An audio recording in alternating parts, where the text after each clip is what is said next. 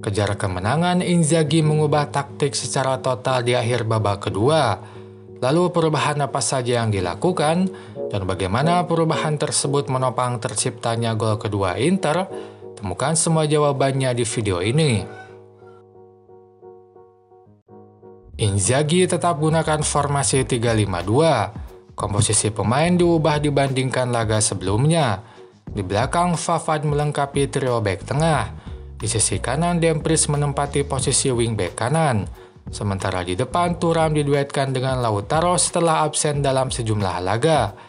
Yang patut diingat adalah posisi Dumfries, Lautaro, dan Thuram karena akan dibahas lebih lanjut nanti. Baroni masih bermain dengan formasi 4-2-3-1. Hanya saja komposisi pemain banyak dirombak. Di belakang, dua bek tengah diganti dan kini yang main adalah Magnani dan Coppola. Di tengah pun dari 5 pemain yang ada, 2 pemain diganti. Kini ada Embola dan Duda di posisi gelandang tengah dan serang. Yang patut diingat adalah posisi Embola, Foloranzo, dan Cacowa karena akan dibahas lebih lanjut nanti. Build up dilakukan Verona dengan menempatkan 4 pemain di belakang. 2 bek tengah dan 2 fullback menjadi penerima bola awal. Hadapi hal tersebut, Inter lakukan high block. Mereka menekan lawan sejak di pertahanan. Hanya saja kini yang menekan fullback lawan bukan wingback tapi gelandang. Tampak Barella menekan fullback sementara Dumfries ada di belakang mengawal pemain sayap Verona. Ini berbeda dari biasanya sebab normalnya yang menekan fullback lawan adalah Dumfries. Sementara saat sudah di tengah, hal sama tetap dipertahankan. Keempat pemain tetap ada di posisi belakang. Dalam situasi ini, Verona alirkan bola lewat sisi lapangan sehingga pemain sayap banyak main lebih dalam. Sebaliknya, gelandang tengah main lebih depan ke sisi lapangan. Namun disiplinnya bek Inter membuat cara ini tak begitu saja membuka pertahanan. Serangan Verona tetap tersegel kombinasi posisi bek dan gelandang Inter. Untuk itu mereka kadang alihkan bola ke sisi lain dengan switch play. Sebab di sisi lain pemain Verona tanpa penjagaan akibat merapatnya mayoritas gelandang ke kiri. Dengan begitu serangan bisa dilakukan ke pertahanan Inter. Dari sisi kananlah serangan berbahaya Verona lahir. Utamanya itu berasal dari penetrasi fullback kanan. Kadang ia maju dan mampu lakukan crossing ke kotak penalti. Seperti pada cuplikan ini, Cacowa maju dan tak terdeteksi oleh Bastoni, sehingga ia bisa menerima bola di sisi kanan. Crossingnya pun berhasil mendarat di tengah kotak penalti dan disundul Juric. Untung Sommer sigap sehingga sundulan Juric masih mampu ia tangkap. Build up dilakukan Inter dengan menempatkan 4 pemain di belakang. 3 bek tengah dan 1 wingback menjadi penerima bola pertama. Hadapi hal tersebut, Verona lakukan high block. Mereka menekan lawan sejak di pertahanan. Untuk keluar dari tekanan lawan, bola biasanya dialirkan oleh bek tengah ke wingback di sisi lapangan. Seperti pada cuplikan ini, Pavard mengumpankan bola ke Dumfries. Lalu Dumfries umpankan bola secara langsung ke Lautaro dan Thuram.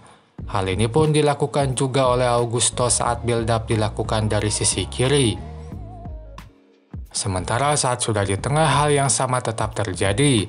3 pemain di belakang tetap dipertahankan dengan tambahan 1 wingback yang main lebih dalam. Aliran bola pun tetap diumpankan dulu ke wingback entah Dumfries atau Augusto. Misalnya pada cuplikan ini, Pavard mengumpankan bola ke Dumfries. Lalu kembali Dumfries mengumpankan bola langsung ke penyerang. Thuram pun menerima bola dan menjalankan fungsinya sebagai pemantul. Serangan Inter pun terjadi dari pola ini. Selain dengan mengoper ke wingback, kadang bek tengah umpankan bola langsung ke penyerang. Misalnya pada cuplikan ini, Bastoni tidak mengumpankan bola ke Augusto tapi langsung ke Lautaro. Keuntungan pola ini, wingback bisa langsung maju ke depan sehingga potensi eksploitasi sisi lapangan yang jadi andalan Inter bisa terjadi. Taktik ini pun terlihat di gol pertama. Bastoni tidak mengumpankan bola ke Augusto tapi langsung ke Thuram. Thuram mampu memantulkan bola ke Miki dan Miki pun menggiring bola ke depan. Lalu saat sudah di depan kotak penalti, ia umpankan bola ke Lautaro dan gol pun tercipta. Tapi taktik ini juga yang hasilkan gol balasan Verona. Satu kesalahan dalam taktik ini membuat Verona bisa samakan kedudukan. Pada prosesnya, Bastoni tidak umpankan bola ke Di Marco tapi langsung ke penyerang. Namun sayang Arnautovic gagal menahan bola dan bola tersebut diambil lawan. Padahal Di Marco dan Miki sudah maju. Maka saat serangan balik dilakukan dua pemain di sisi lapangan, mereka hanya dihadang Bastoni. Gol balasan Verona pun tercipta. Untuk ungguli lawan, Inzaghi mengubah taktik Inter ke versi yang lebih ofensif.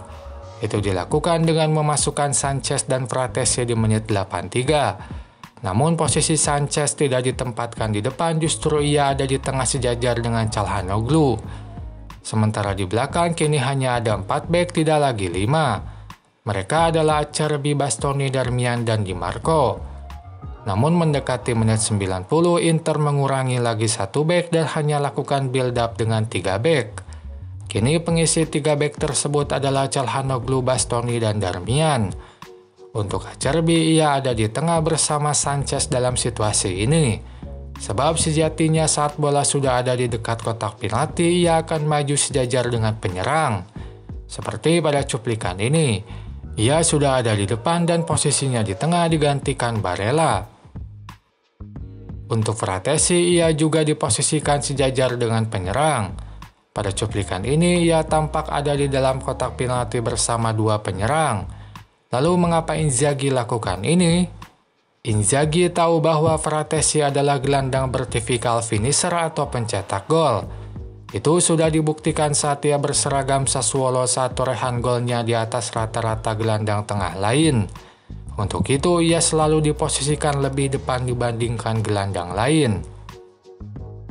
Sensitivitasnya dalam mencetak gol tampak di gol kedua.